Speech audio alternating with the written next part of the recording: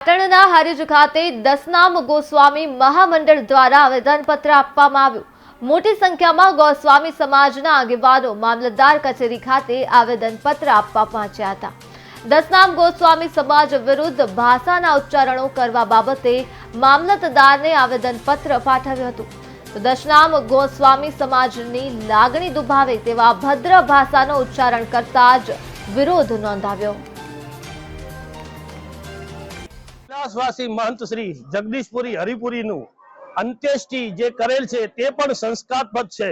तेओ श्रीना नथी लोकोना दर्शनार्थे देह मूकवामां आव्यो, नथी पोताने स्नान करवामां आव्युं, नथी दसनाम समाजने विश्वासमां लेवामां आव्यो, नथी आजुबाजुना गामडाने विश्वासमां लेवामां आव्या। पोताना मनस्वी निर्णय द्वारा समाधि कोई पण थई जाय अने पोताना माणसो गादी उपर बेही जाय जे कार्यवाही अत्यंत निंदनीय छे અને જે પણ કરેલું છે એ બિલકુલ ખોટી રીતે કરેલું છે।